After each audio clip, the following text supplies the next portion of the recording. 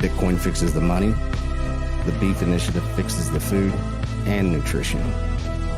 Step into some new awareness that incorporates some much needed food intelligence into your life. This is Texas Slim with Texas Slim's Vision.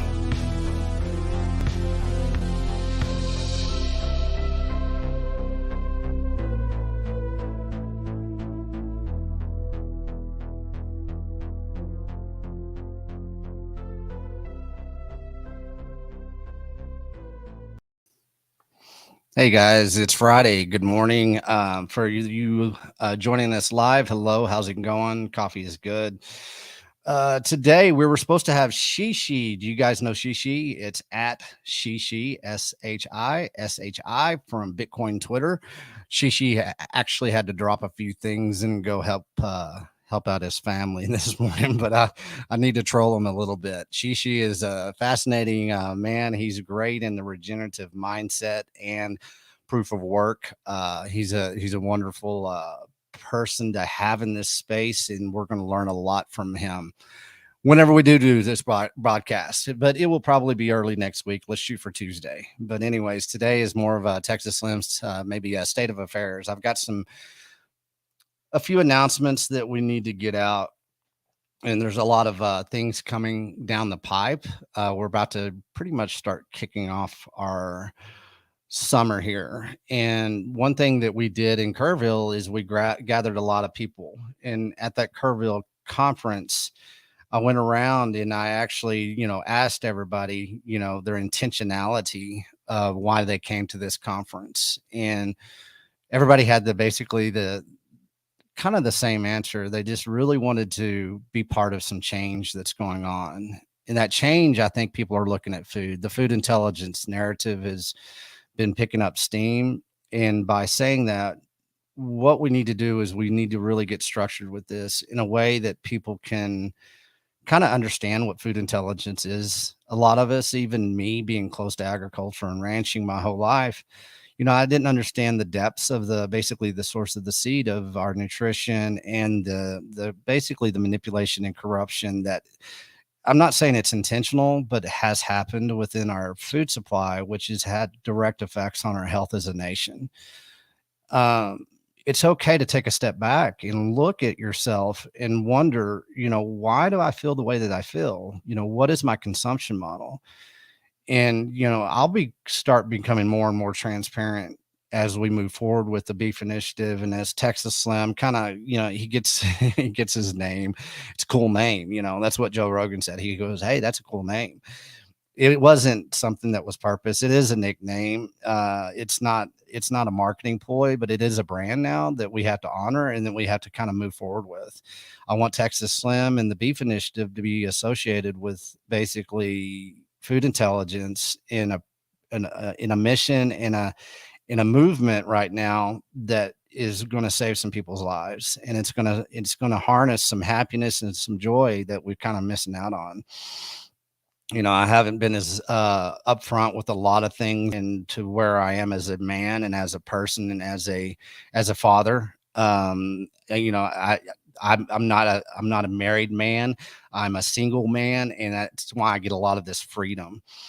The freedom that I have is basically it is to make the Beef Initiative a household name. It is to make the Texas Slim brand a household name in ways that is associated with basically right now we're going to give the American ranchers a voice again. And we're doing it in a decentralized, grass-fed and grassroots way. Once people start understanding kind of the structure of what's going on here, I think a lot of more people will kind of funnel into this movement that we've got going on across the country. Somebody asked me the other day, is like, well, help me understand what the Beef Initiative is. And the Beef Initiative is a lifestyle. It's a production. It's a way of sourcing pure animal protein from those farmers and ranchers that basically that's all they do. That's all they know is they love to basically supply pure animal protein. And they use animals to be land tools to regrow soil in the regenerative movement, of course. And there's a lot of farmers and ranchers that are waking up and they're coming over to a regenerative model. The protocol of regenerative farming and ranching is nothing new. It's how we got here. And that's what people really need to understand. We're not being some type of activist group. We're not being anarchist. We're not being domestic terrorists because we want to regrow our soil, which basically has destroyed an apparatus that has destroyed our soil. It is simple as that. And once you understand the history of our country, where we came from agriculture, from ranching, animal producing, you're going to understand that, the beef initiative is really pointing an understanding and awareness back to how our grandfathers got us here. And they did it with strength, and they did it with a decentralized mindset. Bitcoin is a decentralized, store of value. It's a protocol, it's a ledger, it's property. There's so many similarities to what land used to be, or even the cattle themselves, that you can look at the Bitcoin ethos and understand that there's so many similarities that we're bridging those gaps of understanding. Is so start saying everything, what the beef initiative is. I ask people just as to look at it as a lifestyle change. It's a way that you can source pure animal protein. It's a way that you can help the American rancher out.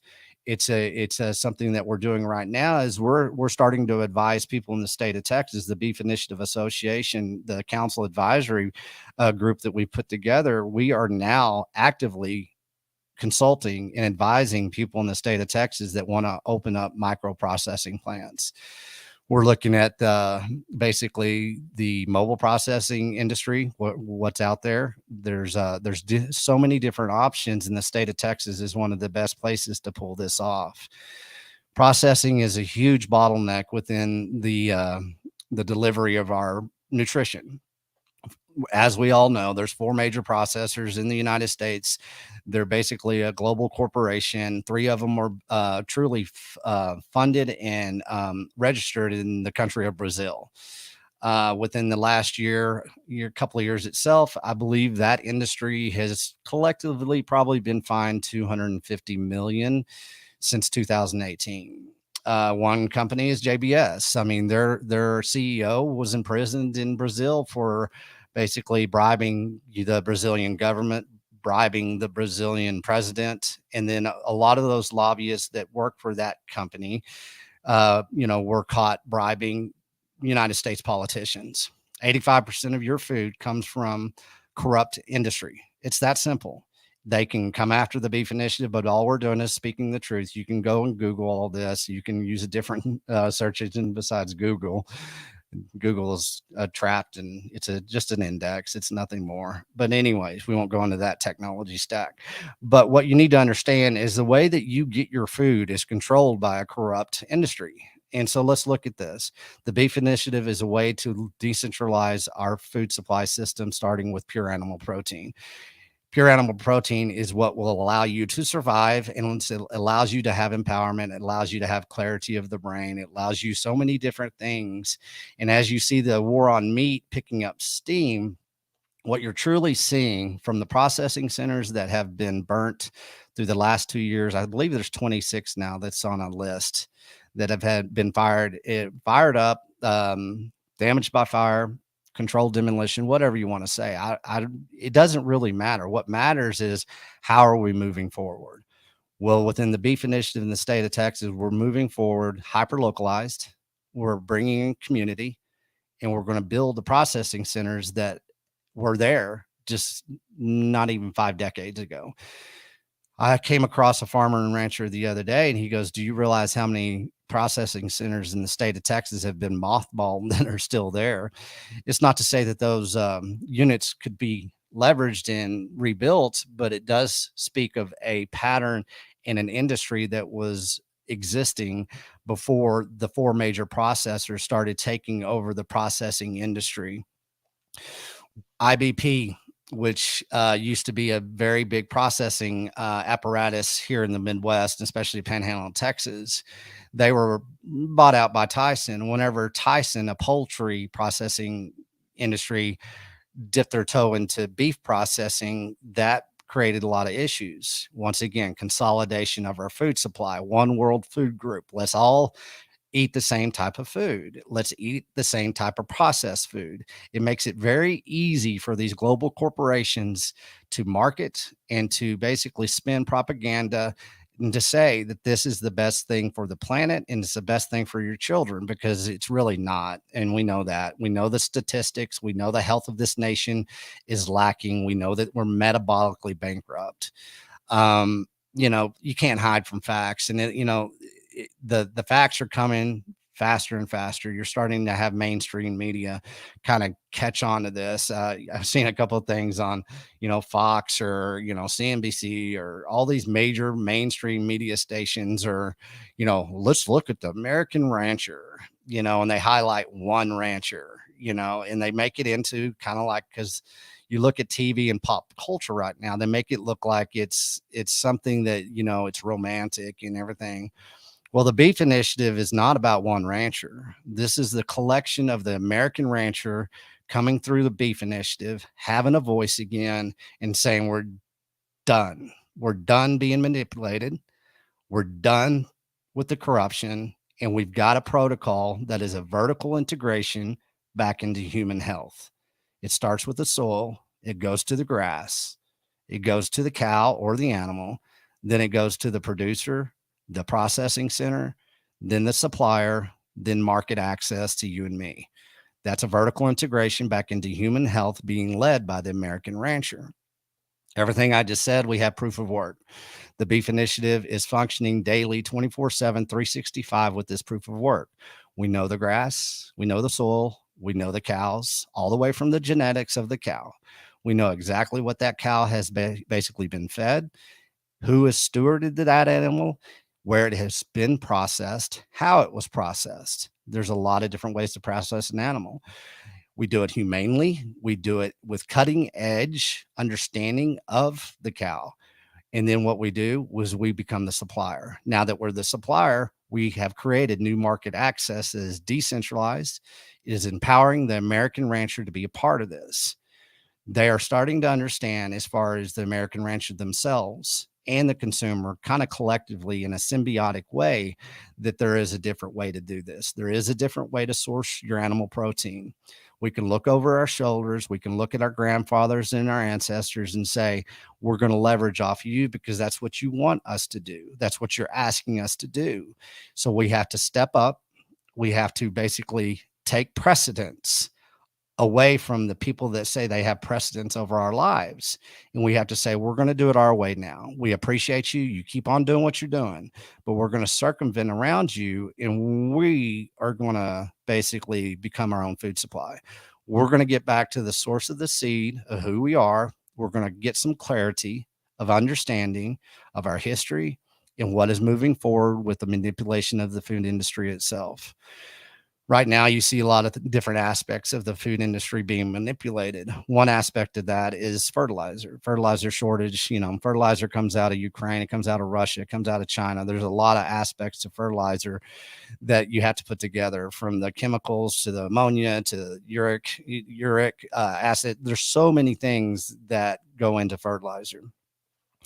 If you have no fertilizer, you have no grain. When you have no grain, you don't have any crops, of course. When there's no grain, for a lot of the people in the animal protein market and industry, if you have no grain, those animals are not feeding. They're not being fed.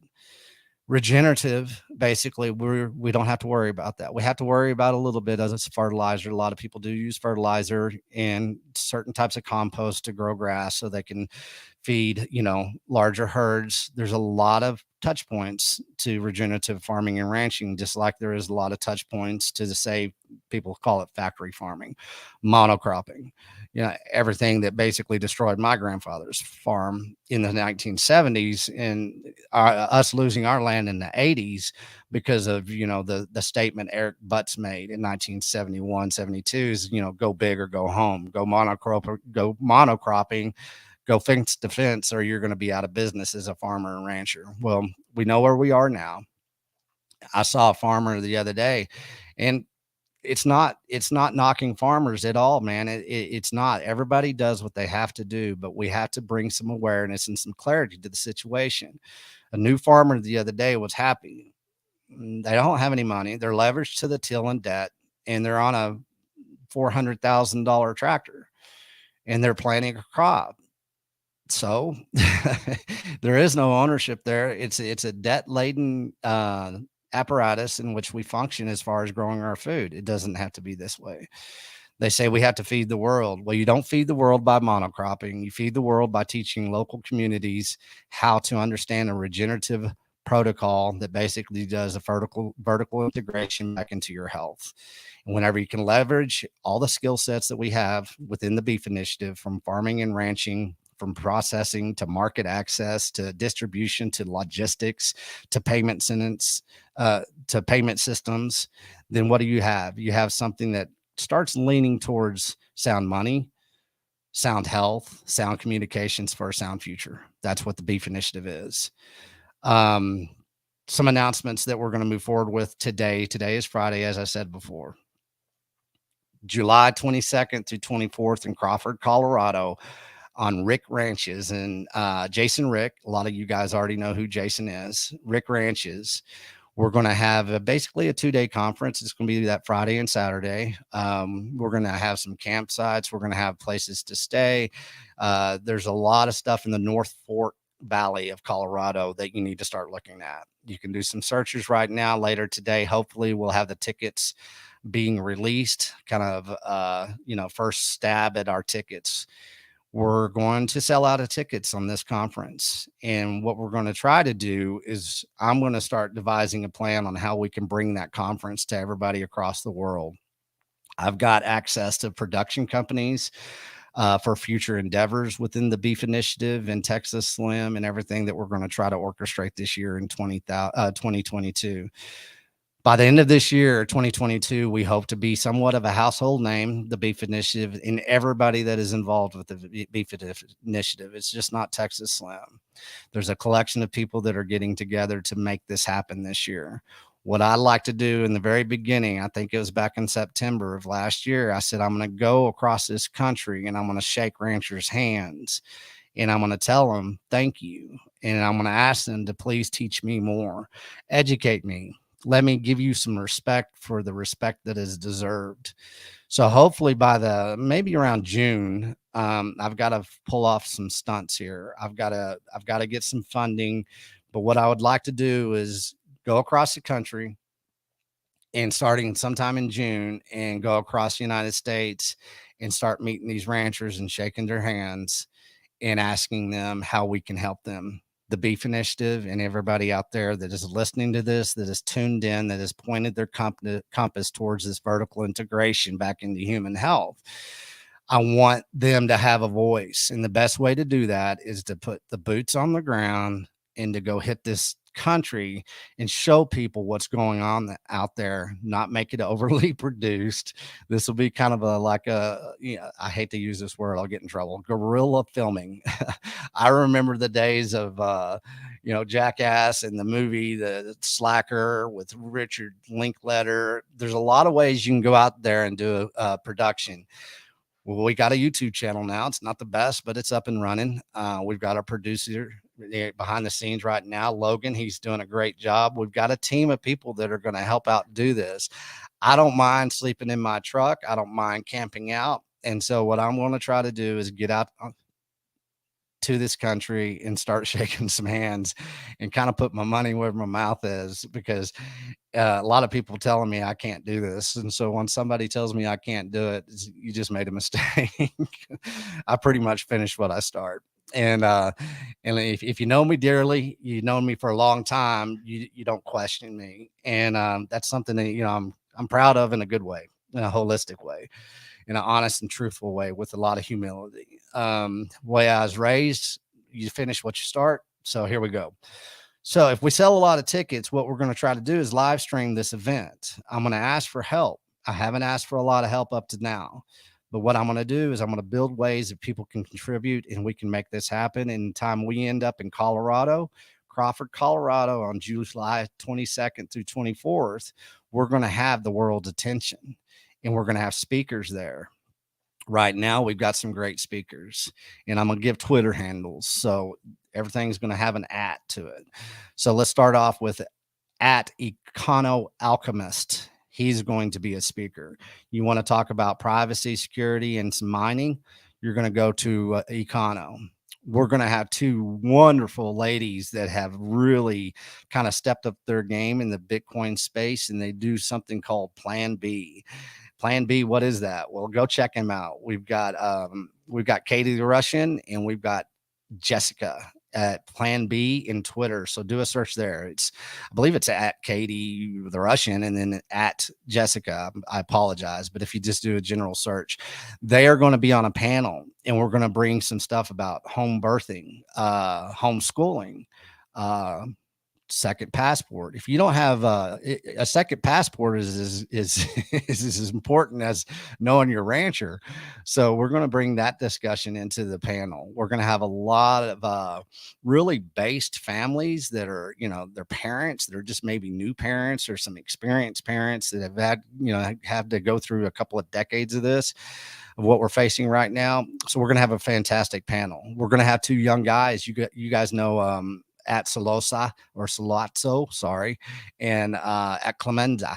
These guys are really blowing up. They're coming from proof of work. They've overcome some things in their lives as far as maybe nutritional, depletion or some illnesses, and they went animal protein. They're not all carnivore and all that. I really don't discuss carnivore or keto or all the paleo, I believe it is. I eat beef, damn it, and I eat bacon and eggs. But anyways, that's for everybody else. We're going to have some additional speakers that we'll be announcing. Right now on this channel, we're releasing everybody that did speak at the Kerrville conference, from Cole Bolton to Dr. Mary Care to the panel discussion. We're going to have, of course, Parker Lewis. We're going to have Jimmy Song. We're going to have Teresa with Flipcat.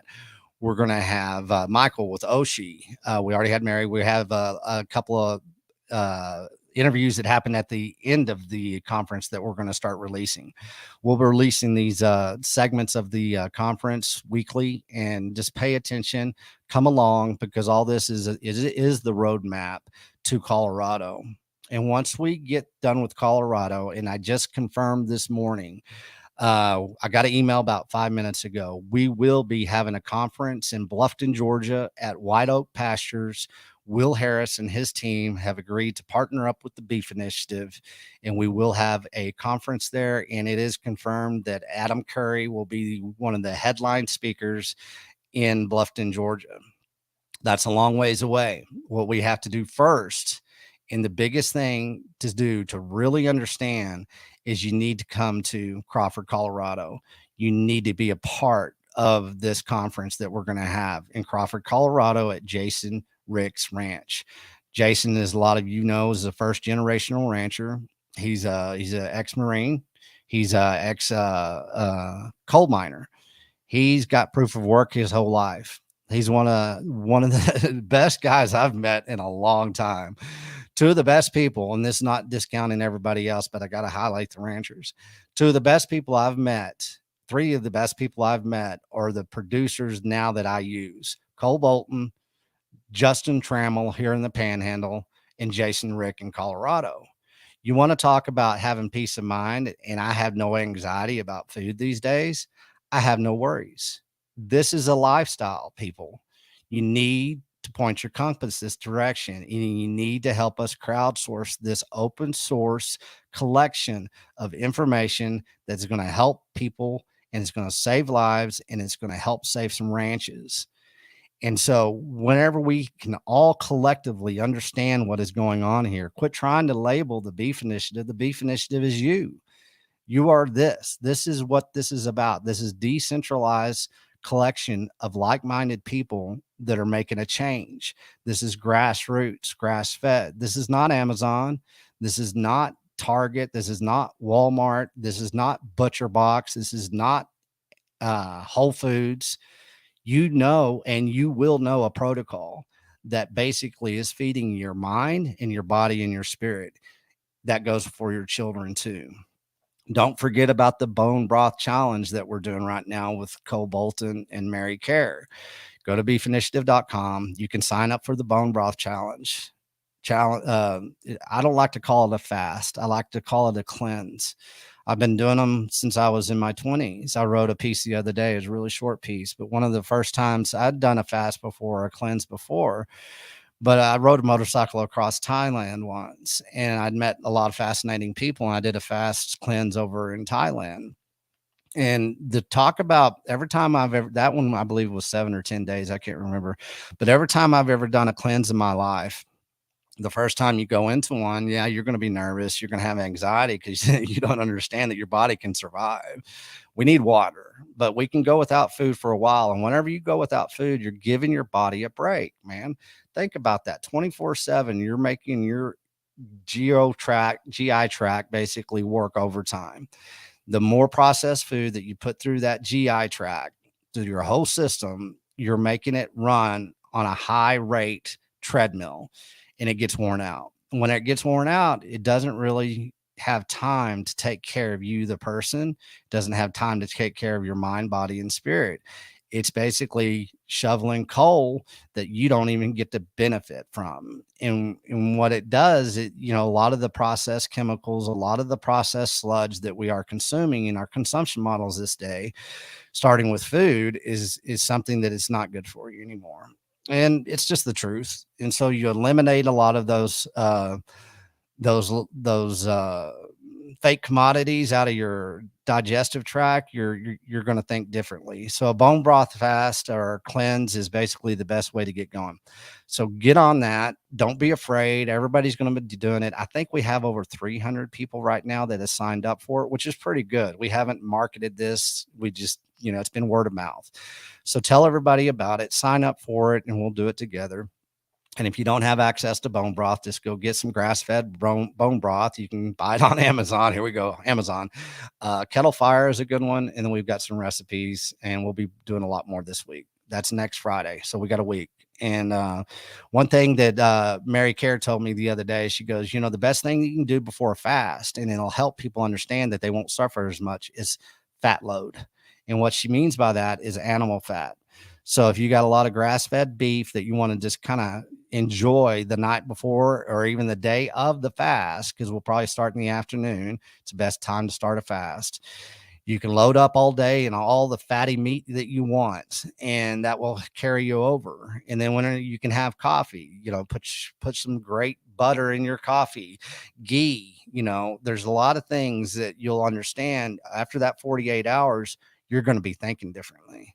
You're gonna understand. You got some clarity of your mind, and then your spirit's going to get a little bit better. You're going to understand come Sunday, starting out the week, that you're a different person. I challenge you. I guarantee you. I've done this, and is last time I did a 10-day fast. The next 2 years of my life was some of the best times in my life, and it started with that fast.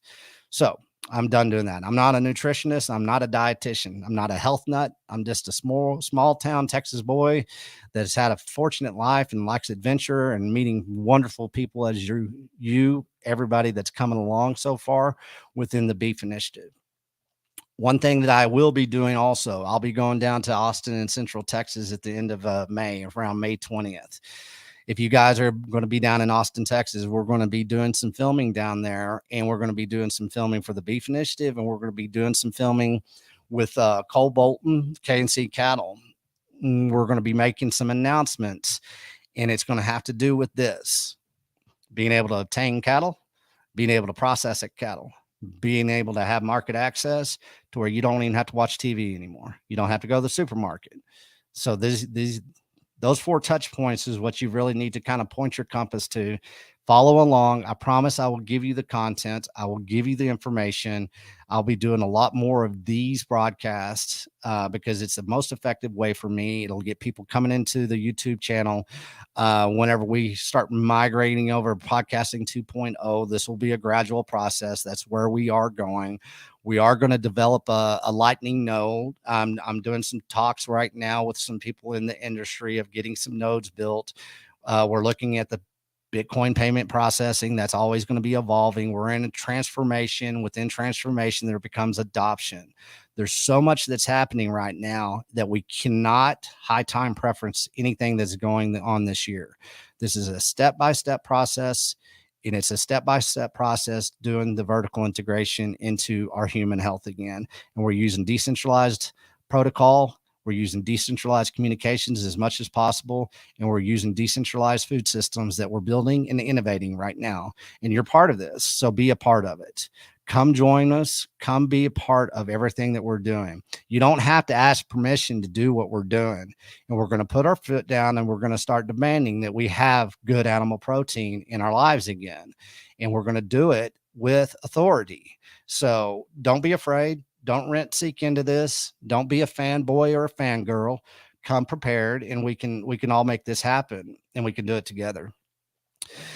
I'm going to start having fun on Wednesdays. Wednesdays at noon, we are going to bring you the Cowboy Bitcoin Cattle Report. And what is that going to be? Well, that's going to be Texas Slim talking to American ranchers. Who better to hear about the ranching industry and the food manipulation and corruption that is ongoing 24/7 in their lives except the American rancher.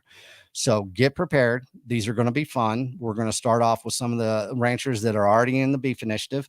It will be live. And I remember growing up on the AM radio every day at noon, you had the cattle report.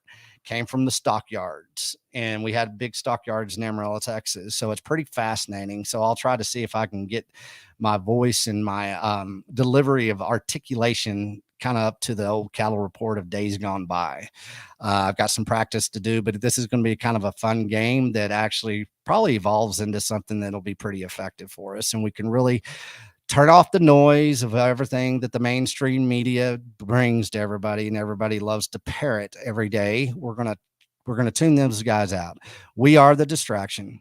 We are the ones that are going to make the change. We don't have to ask for permission anymore. And we're going to do it in a decentralized way. We're about sound money, sound health, sound communications for a sound future. So let's all do this together. Come shake my hand. I'll be in Austin. Then hopefully after that, I'll be across the country. And July 2nd, I'm ending up in Colorado. Jason Rick is inviting all of us to come hang out at his ranch and show what proof of work really means. God bless. You guys have a great weekend. We'll be talking to you soon. On that note, peace. Here at the Beef Initiative, we encourage all you ranchers out there to tell us who and where you are so we can let everybody know. They're looking for you. This time I'm shouting out K&C Cattle out of Austin, Texas. KNCCattle.com. Cole, he's a fourth generational Texas rancher. He knows what he's doing.